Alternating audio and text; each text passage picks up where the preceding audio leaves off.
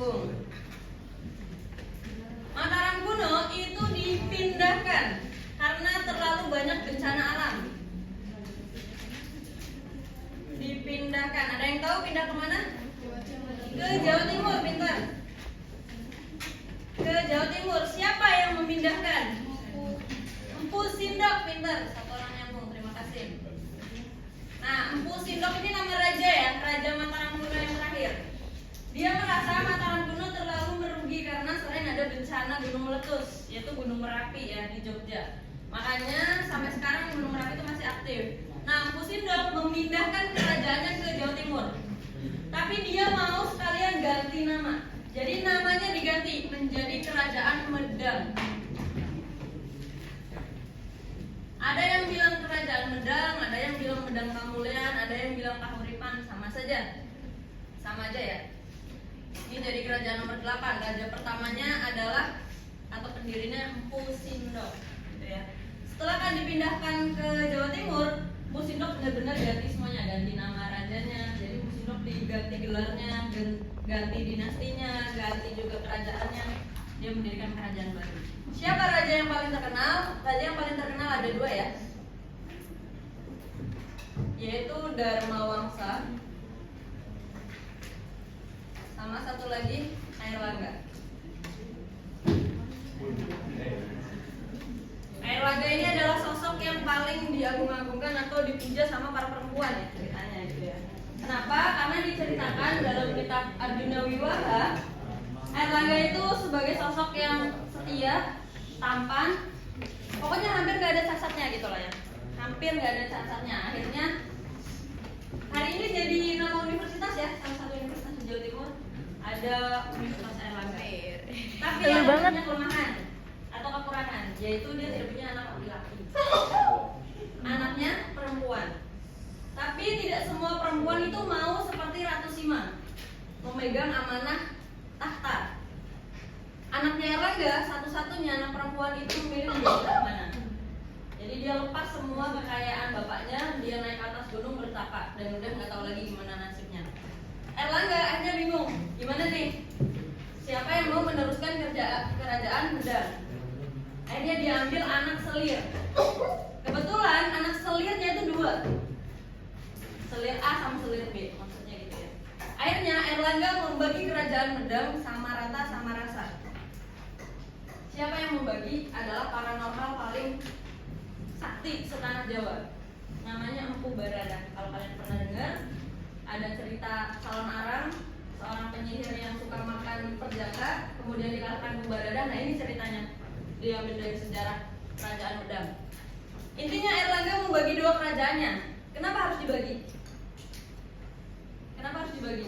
Biar nggak berantem. Biar Nggak berantem. nggak berantem, pintar. Dibagi jadi 2, namanya Kerajaan Jenggala sama Kediri. Konon tanah Jawa ini dibagi jadi 2, bahkan sampai kerikil-kerikilnya itu sama timbangannya antara Jenggala sama Kediri sama Empu Baradah itu. Kira-kira setelah dibagi rata berantem nggak? Masih. Berantem. Bahkan sampai Airlangga belum menutup mata, Kediri sama Jenggala itu udah langsung tembak-tembakan gitu ya, langsung berantem. Siapa yang menang? Jenggala. Oh, Kediri. Kediri. Makanya kita ngebahas Jenggala karena Jenggala menjadi daerah caklokannya Kediri. Nah ini jadi kerajaan yang tadi kita bahas. Oke ya, tanyakan sama Fly ya. Ken Arok ini adalah penjahat ya, pencuri, berandal, atau bahasannya bad boy lah ya. Oh, Icas type,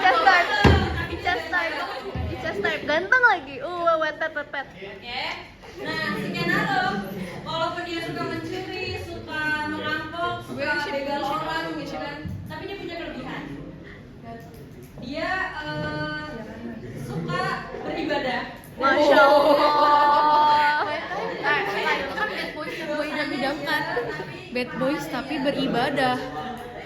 Oke, bisa dilanjut ya. Bisa. Nah, mana ceritanya ke Ken Arok? Ada raja tapi mirip Firaun gitu. Minta disembah, lu bisa nggak bantu kita buat ngalahin si Kertajaya? Karena Ken Arok nggak enak nih sama ustadz-ustadznya, akhirnya dia menyanggupi. Tapi habis itu bingung juga gimana caranya. dari Ken Arok langsung ngebunuh Kertajaya? Nggak bisa. Kenapa nggak bisa? Kayak soalnya kan Itu halnya, mati konyol. Kalau dia melakukan hal seperti itu, maka apa yang dia lakukan? Mulai dari dibantuin. bawah. Kalau kalian perhatikan di soal ya kemarin soal UAS, Buntari ada bacaan Keris Bu Gadring, ya ini cerita yang sedang Buntari ceritakan gitu ya. Nah, si Ken Arok ini akhirnya memilih untuk membuat sebuah kisah cinta. Supir adalah maut. Jadi dia memilih untuk melamar menjadi kusirnya Tenggelam Mentung. Paham nggak? Jadi si Ken Arok melamar kerja menjadi kusirnya Tenggelam Mentung. Sama Tenggelam Mentung diterima lah, karena kan masih muda, kuat gitu kan, dibayar murah gitu kan. Tapi di sinilah Ken Dedes sama Ken Arok jatuh Ketemu. cinta. Oh my god. Selingkuh lah ya mereka ya.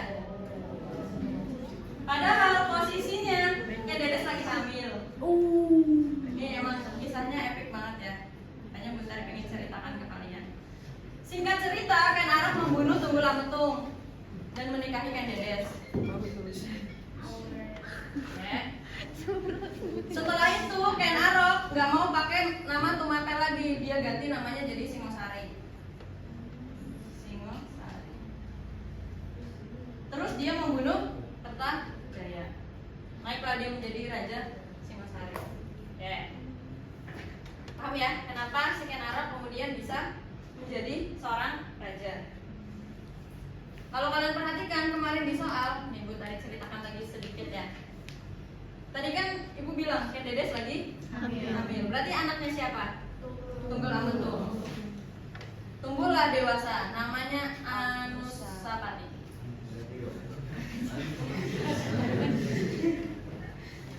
Oke, Anusapati ini tahu setelah dewasa gimana perasaan lu? Bapak lu meninggal, dibunuh bapak tiri lu, tapi emak lu dinikahin sama orang itu. Dendam nggak kira-kira? Banget. Benci banget, dia benci banget sama Ken Arok. Akhirnya dia bunuh Ken Arok. Singkat cerita ya, dia bunuh Ken Arok. Oh, yang bunuh-bunuh yang ini pedang-pedang itu ya? Jadi Ken Arok dibunuh oleh anak Ansel. tirinya. Oke? Anusapati naik menjadi raja Singasari. Ternyata sebelum judul Supir Adalah Maut, Ken Arok udah punya istri. Istri tuanya namanya Ken Umang. Ini juga pencuri, perampok, begal versi perempuan. Ya bahkan kalau kata orang-orang semua perempuan itu takut sama Ken Umang gitu ya. Iya. Betul. Nah mereka punya anak namanya Toh Jaya. Nah, Toh Jaya bunuh Anuspati. Kayak gimana perasaan lu? Bapak lu jadi raja nih. Bapak lu jadi raja tapi dibunuh sama anak tirinya. Padahal lu kemungkinan bisa jadi raja karena lu punya darah bapak lu. Gimana perasaannya? Nah, akhirnya Toh Jaya membunuh Anusapati. dan naik menjadi Raja. Terus Nah, ternyata Anuspati punya anak. saat dibunuh, si Anusapati itu udah punya anak. Ya.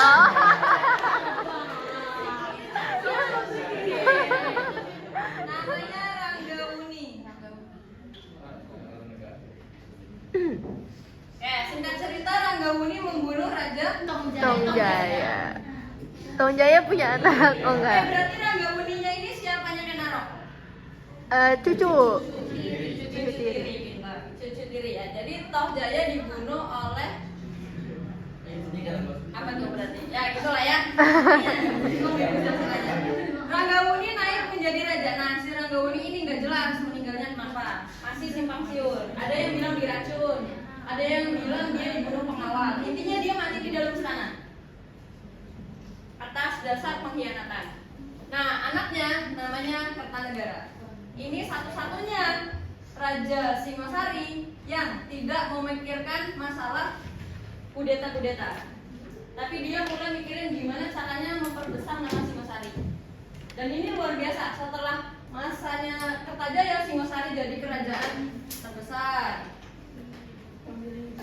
terkuat, ditakuti. Lanjut setelah presentasi Majapahit. Nusantara. Kalau Buntari lurus di sini yang sana kelihatan nggak? Enggak sih, nggak tahu siapa. Nanti di foto aja ya. Kalau kalian pernah dengar Sumpah Palapa, apa itu Sumpah Palapa? Apa sih kekuatan? Penyatuan Nusantara oleh Gajah Mada. Nah, itu sebenarnya bukan idenya Gajah Mada, tapi idenya Kertanegara. Gajah Mada ini muridnya Kertanegara. Jadi Kertanegara adalah apa ya ceritanya ya? Idola Jiraya apa gitu ya, Jiraya Darul. kayak diidolakan lah sama si Gajah Mada. Baru dari sini muncullah perang bubat. Nah, gitu ya, silsilah. beda lagi perang bubat jauh. Oke? Enggak kan ada Gajah Madanya, Bu? Ya, oke, nanti itu ya. Si Kertanegara tadi menyatukan Nusantara dengan Soalnya yang kita pelajarin itu ya. Iya. Cakrawala Mandala Bipantara. Ini konsep penyatuan Nusantara yang pertama. Tapi dia juga punya ini terlalu pede. Ya, narsis. Dan dia juga menciptakan aliran agama baru. Ini keren banget ya. Indonesia tuh ada yang aku jadi Tuhan, ada yang bikin aliran agama baru gitu kan. Nah, Kertanegara bikin aliran agama baru, menyatukan antara Buddha sama Hindu. Jadi disatukan. Namanya Buddha Tantrayana. Salah satu ajaran Kertanegara gini. Kalau lu lagi pengen apel, yaudah makan apel aja sampai lu nggak kepengen apel lagi. Jadi makan terus sampai muntah, sampai lu kalau ngeliat apel tuh enek gitu. Itu salah satunya. Jadi ada masa-masa ketika Kertanegara itu lagi pengen mabok. Mabok tuh apa sih? Kayak minum-minuman gitu. Minum arak sampai muntah sampai bener-bener nggak sadar apa-apa. Itu ada masanya. Kertanegara walaupun dia hebat. Nah, nih Buntari kita sini ya, biar kelihatan. Kan tadi ibu udah bilang ya, kalau si Kertanegara ini orangnya terlalu pede. Oke. Di dunia, kita ngomongin dunia nih, itu sedang booming atau sedang ngetren Kekaisaran Mongol. Ada yang pernah dengar? Kekaisaran Mongol pernah dengar gak? Pernah baca? Nonton filmnya? Pernah? Enggak? Kan pernah dengar? Pernah, oke. Genghis Khan itu adalah pendirinya ya, atau yang paling terkenal dari Kekaisaran Mongol. Jadi Mongol itu adalah sebuah kekaisaran di Tiongkok, guys. Dia itu bisa dikatakan apa ya? Bengis banget. Tapi karena kebengisan dan konsisten bengisnya itu, dia sampai bisa menguasai sepertiga dunia. Jadi kekuasaannya itu luas banget. Salah satunya misalnya gini, Mongol itu terkenal dengan kemampuannya berkuda. Dia bisa berkuda 40 hari, 40 malam tanpa henti. Tanpa berhenti loh ya, naik kuda aja sampai daerah tujuannya tercapai. Kalau lapar gimana? Emang kudanya nggak capek? Nah, itu juga nggak tahu ya. Yang jelas orangnya udah dilatih Alia. Jadi kalau anak 3 tahun, seumuran anak Buntari gitu ya, kalau misalnya di Indonesia baru diajarin baca ikro Ini gitu dia ya. diajarin berantem. Itu diajarin memanah sama berkuda di Mongol gitu ya. Mereka kalau misalnya bekalnya habis, mereka kan saling makan teman gitu ya. Jadi temannya dibunuh untuk perbekalan. Kalau misal minumnya habis, mereka bisa hisap darah si kuda itu gitu. Vampire. Kalau peradaban normal ya, peradaban normal. Ini desa E2 misalnya, mau diperangin. Ini normal ya. Normal. Kalau normal laki-lakinya diperangin, Ceweknya stay. kalah, ceweknya diambil dijadikan budak. Oh, gitu. Anak-anaknya diambil dijadikan budak. Terus harta-hartanya diambil. Itu kalau normal. Kalau Mongol, laki-laki datang ke sebuah tempat nih E2, laki-lakinya diperangin, dibunuh, sisa perempuannya dibakar. Ih, batu banget tuh. Itu yang Mongol ya. Jadi kebayangkan betapa mengerikannya sebuah Batu banget. kekaisaran ini. Batu gitu banget. ya. Nah waktu itu di Indonesia yang berkuasa siapa? Kertanegara. Di Mongol itu cucunya Genghis Khan, namanya Kubilai Khan. Kubilai Khan.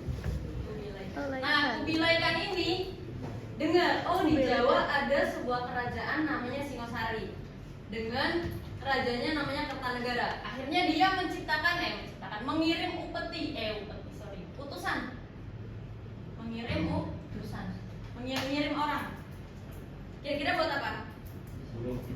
Buat tunduk, supaya Singosari itu tunduk sama Mongol. Kira-kira gini lah bunyinya. Kartanegara, ada sebuah kekaisaran namanya Mongol. Kalau lu ngaku dia adalah kekaisaran besar, silahkan kirim upeti. Kalau enggak, ya udah perang aja ya. Intinya gitu. Cuma disuruh menjadi daerah taklukan. Kira-kira Kartanegara mau nggak? Enggak lah. Kenapa nggak mau? Karena pede, bener, karena sombong. Nggak cuma nolak, tapi Kertanegara potong telinga si utusan itu. Telinga kanannya tuh dipotong sama Kertanegara. Kalau lu nggak ini, gue potong di telinga gue. Dipotong telinganya, terus disuruh balik ke Cina. Cak tau nggak basis yang ini? Nah, kira-kira ketika utusannya pulang ke Kubilai Khan dengan telinga tinggal satu, gimana perasaan Kubilai Khan? Marah banget. Kalau marah, kira-kira ngapain? Perang. Perang. Kubilai Khan aja sampai kayak gini. Ini di mana sih tempatnya? Sampai nyari di Google Maps. Berani banget sih nih orang gitu kan katanya. Padahal cuma Harusnya pakai Waze biar lebih di tanah Jawa gitu ya. Nah, ini karena dari Cina sampai ke Jawa kan jauh ya. Kita sebut OTW. OTW perang.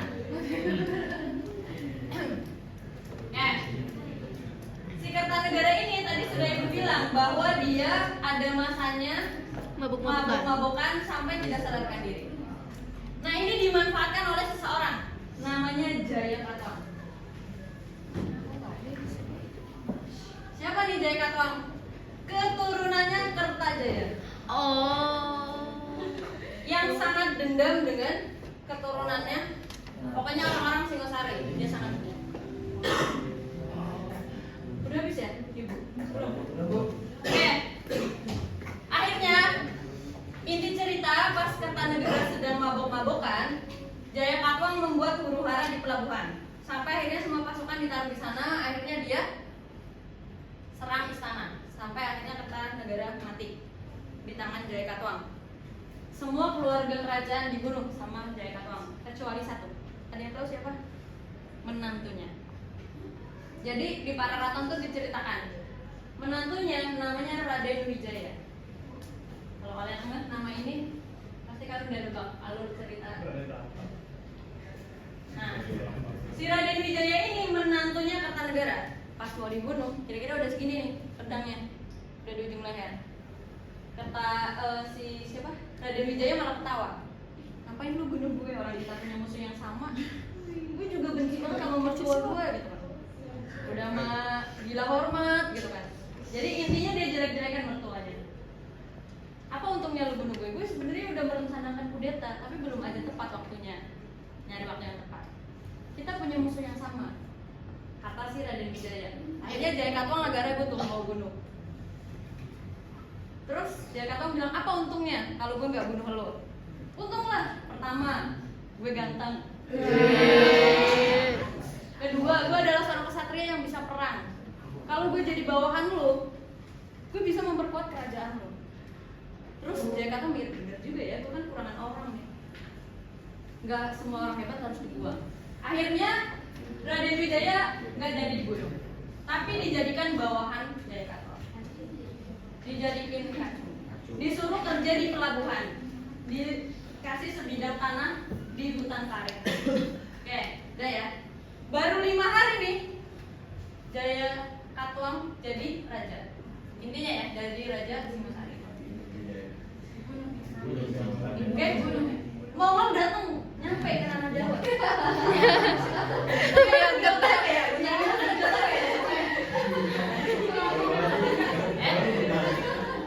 Kalau orang naik kapal pertama nyampe di mana? Di istana atau di pelabuhan? Ketemunya sama siapa? Raden Wijaya. Ketemu lah sama Raden Wijaya. baru di mana? Mulai kan nanya, kira-kira gini pertanyaannya. Orang pelabuhan, gue mau nanya, lu kenal nggak yang namanya Kertanegara Raja Singosari? Kira-kira apa jawaban Raden Wijaya? Udah mati. Itu lagi duduk di singgasana. Dia tahu spicy. Siapa yang duduk di singgasana? Jayakatwang. Oke, jadi intinya ini mah sekecil jari kelingking ya. Kubilai Khan menyerang kerajaan Jayakatwang sampai habis ludes dan mati semuanya. Sisa siapa? Dia mendirikan Majapahit, satu-satunya kerajaan di tanah Jawa pada saat itu. Ada